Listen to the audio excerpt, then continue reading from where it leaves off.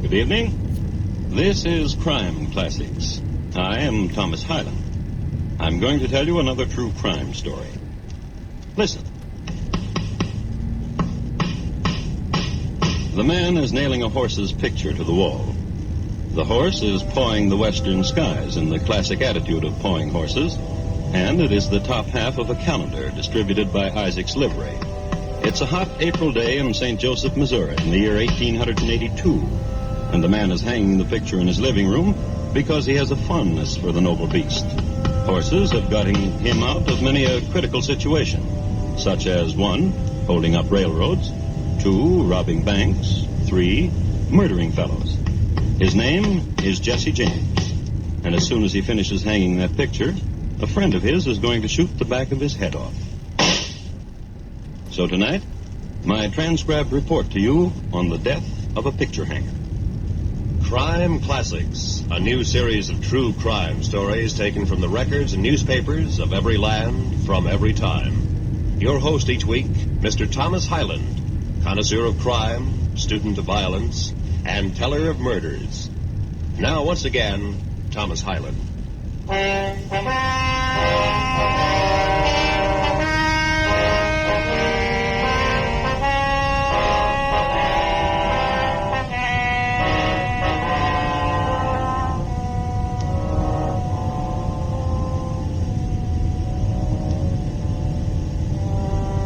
Tonight, we take you to Jefferson City, Missouri, to the mansion of the governor of that state.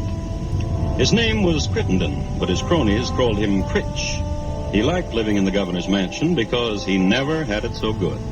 There were servants, crystal chandeliers, wine furnished by cronies, entertainments by cronies, and best of all, 6 small gilded cherubs, backs bent cheerfully to support a cast-iron bathtub, and quite often the governor also. So, if you've never attended a governor taking a bath, here's your chance. Where's that soap? Where is it? Well, there it is, Critch. Right behind you. Sure. Uh-huh. When's the last time you had a bath? Kansas City. Just after the hanging of Billy Bob Williams. Let's see, that was, March 12th last. What a memory you got, Governor. Hanging outlaws is one of the nicest parts of this job, Timberlake. You ever get to be governor, hang a lot of outlaws and remember when. That way you can tell people, and people will be impressed and keep you governor. I'll remember. Hand me that rose water and glycerin, Sheriff. Oh, sure. Oh, thanks.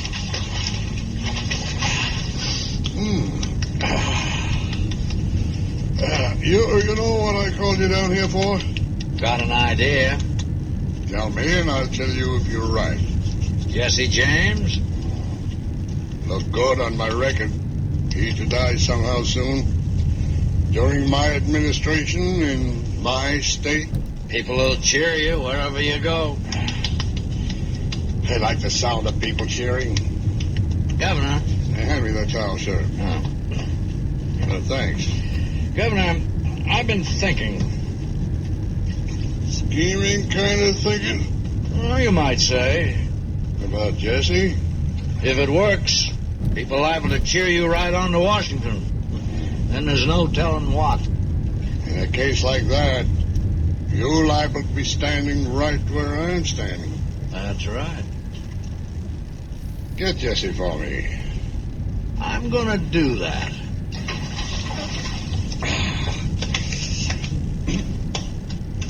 Not since Kansas City, huh, Sheriff? Not since then. Well, how'd you like to take a bath right now? I didn't want to say nothing. I was hoping you'd ask. She's all yours, Sheriff. Enjoy yourself.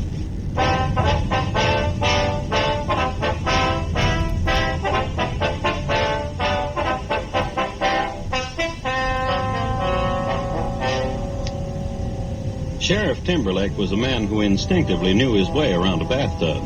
He soaped, lathered, and rinsed, and was out of there in the shake of a lamb's tail. Then he went home. Then he changed his clothes. He got into a nondescript outfit of brown woolen pants and a black alpaca coat, and he went down to Kansas City. Many things were to be found in Kansas City. a wooden monument, long since burned, of Daniel Sanker, who got a message through to his beleaguered dad, a grand opera house, and 3 mechanical pianos, each with fiddle attached. All in all, it was a very happy community. Worthy of note is the fact that Spit in the Ocean, a poker variation, was invented at Bobrick's Poker Palace during this era. And it is into this very den that Sheriff Timberlake wandered. He wandered here because he was looking for someone, a girl, a young lady whose job it was to stand in back of strangers at the gaming tables and make signals to the houseman on the opposite side.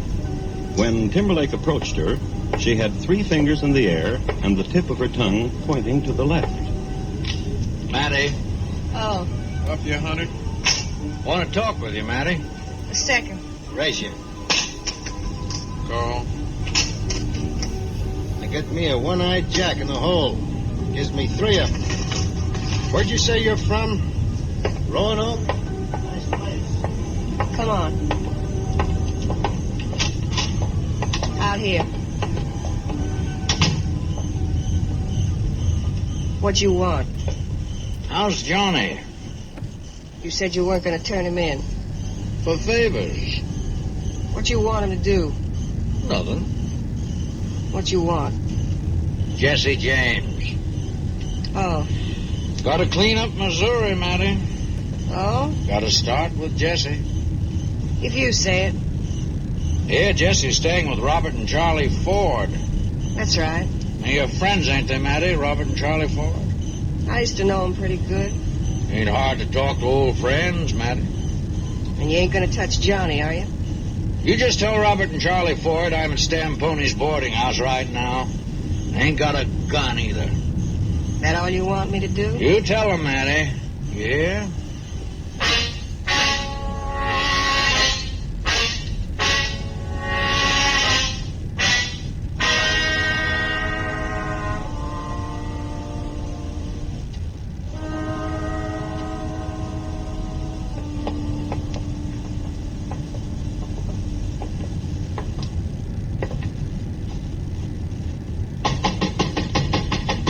How is it? Bored. Door's open. Come on in, boys. Well, didn't Matty tell you I left my guns back in Jefferson City? Just you come on in. Bob, over there. All right. Glad to see you back in Missouri, Charlie. Heard you and Robert were over in Kansas for a while.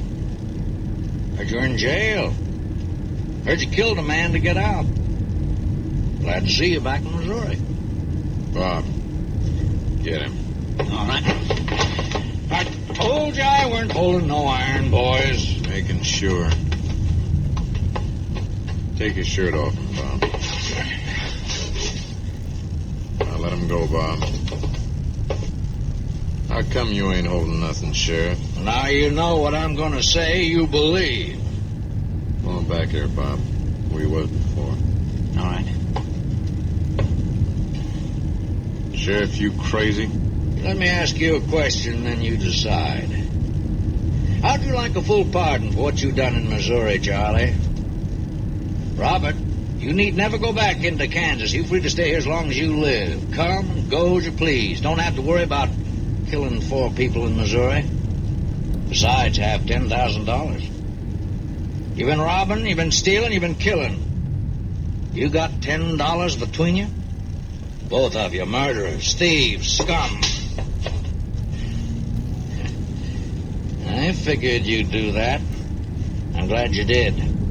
Because now you're hating yourself. Put your gun back, Bob. Let him run on a little bit more. You like Jessie James, Charlie? Ain't nothing about him I like or don't like. You like Jessie, Robert? Man's talking to you, Rob. Wants to know you like Jessie. Do you? Once Jessie and Bob had a little fight. 2 years ago, Bob was only 19, and Jessie a full-grown man. When Jessie was finished with Bob, Bob got to be a full-grown man. The governor wants Jessie dead or alive. A lot of people do. Governor says he'd give both of you a full pardon and $10,000 for Jesse. Ain't no bargain, Jesse being who he is. Gunfighter like he is. Fast like Whatever do it'd be a hero. People cheer. That'd be nice. What'd you say, Robert? That'd be nice. Ride with the governor. That'd be nice. Being a hero instead of a running dog. I like that word. Hero? Yeah. Robert? Yeah? Say it. Hero. What's the matter? Listen to what I can say. $10,000. Well, boys? Jessie James died all of a sudden. Wouldn't take long for you to hear about it. We'd let you know. That's a promise.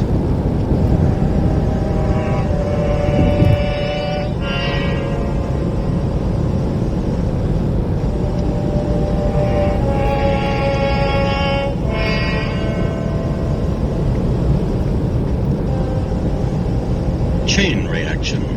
Governor in bathtub. Sheriff in waiting. Mattie, the girl card watcher. And the brothers Ford, Robert, and Charlie. The principals involved in getting Jessie James assassinated. It would be well at this point to remark upon some of the accomplishments of Jessie James. His standard feat was murdering cowboys and rustling cattle. One incident in Starr County, Texas, had him murdering single-handedly 3 cowboys and driving off 500 fine head of beef, a record which stands to this day. On record, too, is his slaying by bowie knife of Mr. John W. Wicker, a Pinkerton man from Chicago. Then there were several train robberies, outstanding of which was the one 5 miles east of Council Bluffs, where he and his men derailed the Chicago, Rock Island, and Pacific Express. The cars telescoped. The engineer was instantly killed. 12 passengers were seriously injured. And Jesse and his men robbed them all. There are many other mayhems too numerous to mention, except that they averaged 1.37 corpses per exploit. One act of kindness must be noted, however. Mr. Avery Thompson, hurt grievously by a runaway horse in the streets of Abilene, pleaded to be put out of his misery. From 50 paces, Jesse obliged. His act of mercy was applauded by all around. It was then this half-kind, half-renegade person that the brothers Ford were going to kill. Charlie and Robert went home, lit the kerosene lamp, and waited. They didn't have to wait too long.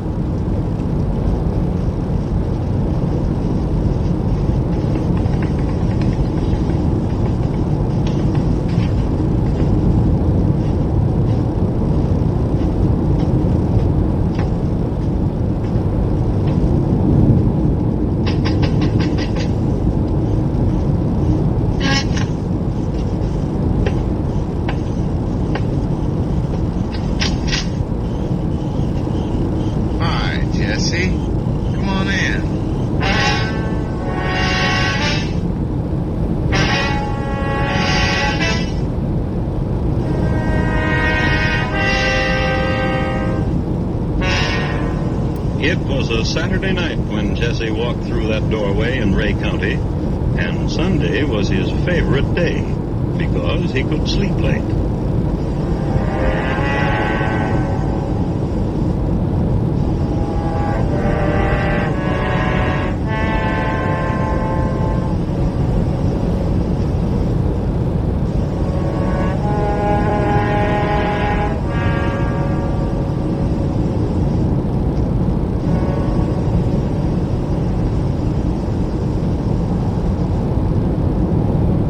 Listening to Crime Classics and your host, Thomas Hyland.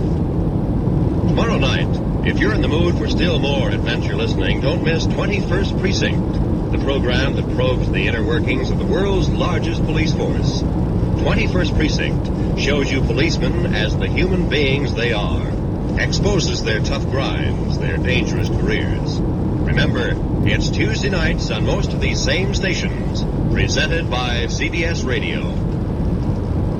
And now, once again, Thomas Hyland and the second act of Crime Classics, and his report to you on the death of a picture hanger.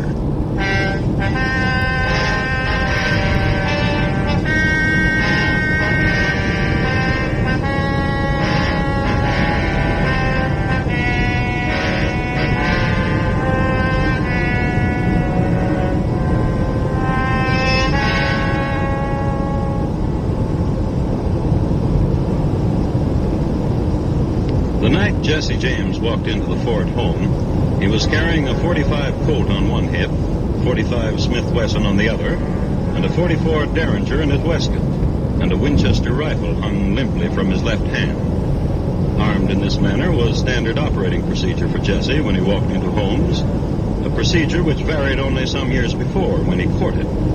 At this time of romance, he did not wear the Derringer. It should be remarked, however, that the Winchester was kept by his feet, like a faithful old dog. All of which adds up to the fact that all of the people who tried before this Saturday night to kill Jessie were long dead. And the Ford boys, Robert and Charlie, were well aware of this fact. But Robert wanted to be a hero, and Charlie wanted $10,000. So they were very hospitable. Setting the rocker, Jess. Want some whiskey? Bob. Heard you been in Jefferson City, Jess. Here you are, Jess.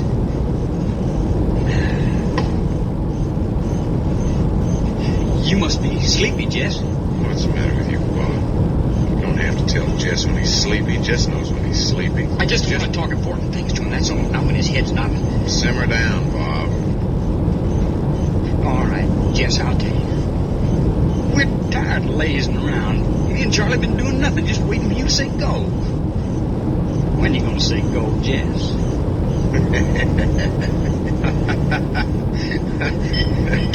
Kid's anxious, Jess. Just like kids. You're tired, that's all. Been on my back like this for a week, Jess. Worrisome, ain't he? Listen, Jess, we figured something. The train, Jess. Trains are easy.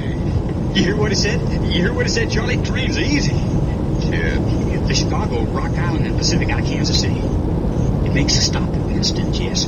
Cameron, too. Here's your drink, Jess. We gonna do it to the train, Jess? Need some sleep. Bob, fix Jess that place in the barn. Sure will.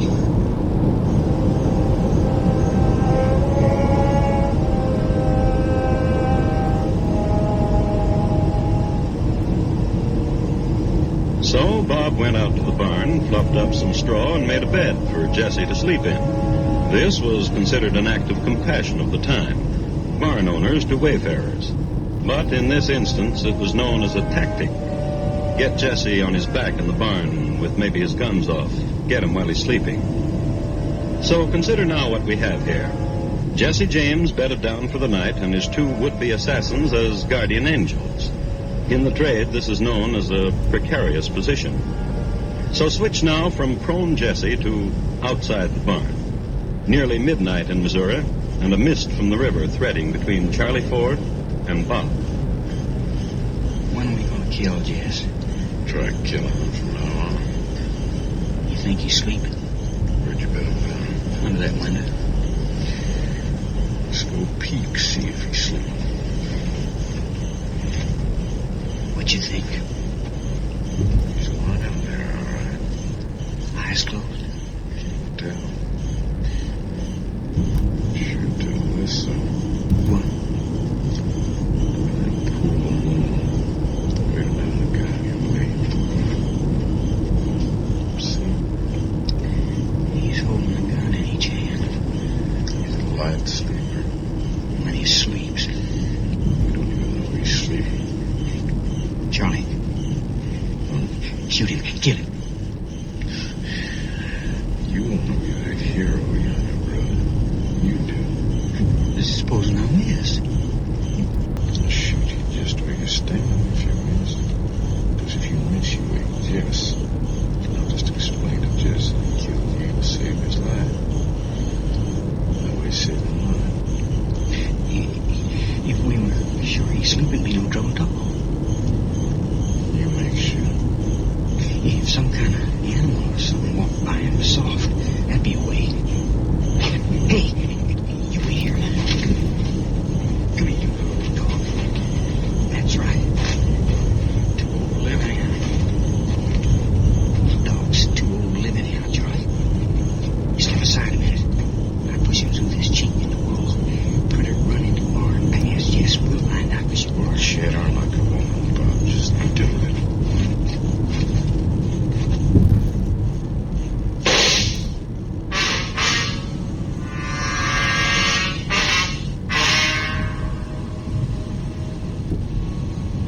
and Charlie huddled together that night, and in the morning they flashed their nicest, sleepiest grins when they awoke to find Jessie James standing over them. I shot me this critter last night. Who's gonna cook me my breakfast? The boys tumbled out of bed and vied who would be first at the skillet. Bob won, and Charlie put the kettle on. It was late, and it was Sunday, so they had brunch. Toward its end, as a gesture of carefree camaraderie, Jessie heaved the Ford's best china against the wall. Breaking them against the wall's easy, Jess. Why don't you throw them up in the air and shoot them? Crazy, Bob. What'd you tell him to do that for? Use the ball's butts, and then we... Watch it, Jess! Ain't gonna hit you, Bob. Just seeing how close I can come. In the name of heaven, Jess! Cut it out, Jesse. You got the kid almost crying. Stand still. See how you like it, Charlie. See if I can fan your ear without drawing blood.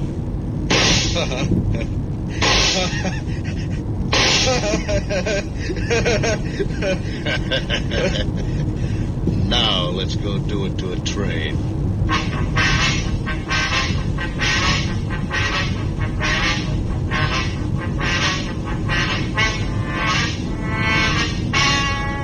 Which meant riding down to Winston, which meant for the Ford boys a constant vigilance for the moment when Jessie would turn his back, would ride ahead of them a few paces. Anything so that they could have an irretrievable advantage. Historians make category of this event as the ride to Winston with the Fords up front. Jessie just didn't trust anybody to ride in back of him, except his mom, but then she was only comfortable on very slow horses. So down to Winston they rode, and at 9:30 p.m. on Monday night, they boarded the Chicago, Rock Island, and Pacific train. As soon as the train started, they dressed themselves in white linen dusters. They wore red handkerchiefs over their faces, and they waited in the vestibule for the conductor. 15 minutes later, Jessie James and the Fords left behind them 2 corpses, a wounded engineer, and an empty duck cage, the boys having released a dozen ducks from the express car. They took with them $8,000 in cash and convertible mementos.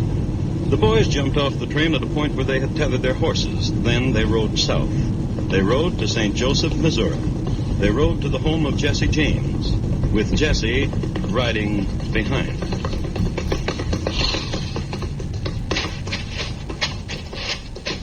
Wait out here, boys.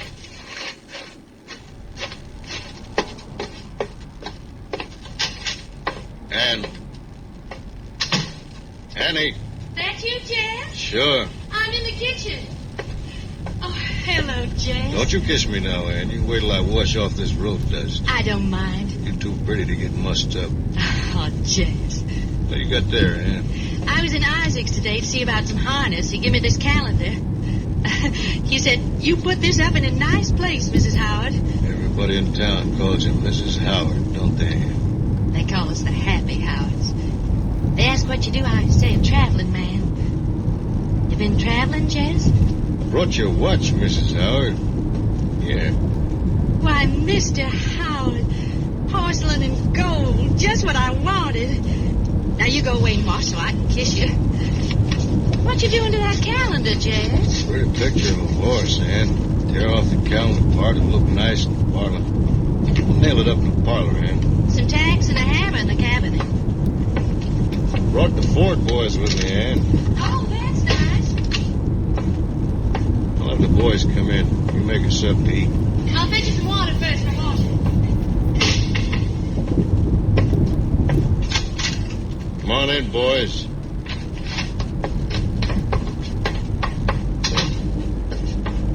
You boys like this picture? Right, good picture of a horse. What are you going to do with it, Jess? Figure to hang it here somewheres. I wouldn't want me a picture of no horse in the parlor. You just ain't got no eye. No, he ain't. I think hanging a picture like that's real good. Where are you going to hang it, Jess? Here, I guess. That's too low to hang a picture. Yeah. There. I had me that picture and I was going to hang it. I'd hang it high. Maybe you're right. Pleasant to be home. How's your missus?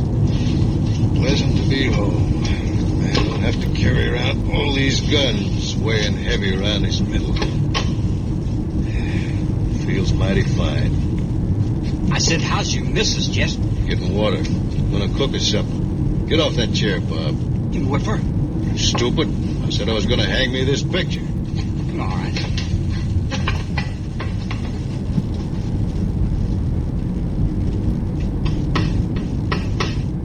Pretty picture. Wow. All right, Charlie.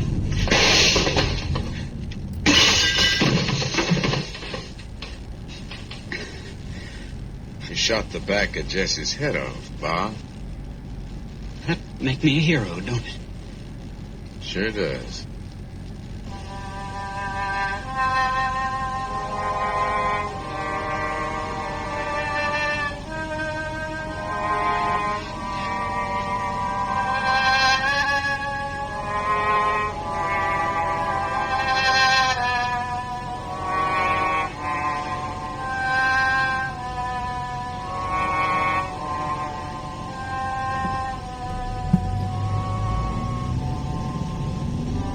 Shooting Mr. Howard, alias Jessie James, in the back was a very heroic deed. So heroic that a song was written about it. The refrain goes, "And the dirty little coward, he shot Mr. Howard and laid Jessie James in his grave."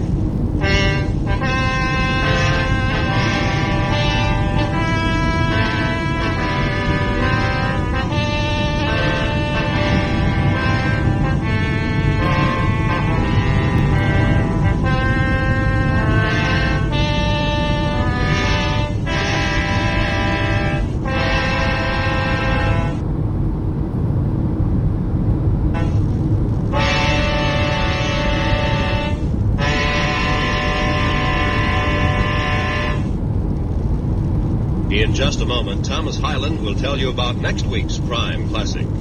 The Death of a Picture Hanger, tonight's Crime Classic, was adapted from the original court reports and newspaper accounts by Morton Fine and David Friedkin. The music was composed and conducted by Bernard Herrmann, and the program is transcribed and directed by Elliott Lewis. Thomas Hyland is portrayed on radio by Lou Merrill. In tonight's story, Clayton Post was heard as Jess, Paul Freese as Charlie, and Sam Edwards as Bob. Featured in the cast were Joseph Kearns, Charlotte Lawrence, Paula Winslow, and Joseph Granby. Roy Rowan speaking. Now here again is Thomas Hyland. Next week, a bedroom in Baltimore, Maryland, in June 1871. Its occupant, William Scott Ketchum, Major General, United States Army, retired. My report to you will be on the final day of General Ketchum and how he died. Thank you. Good night.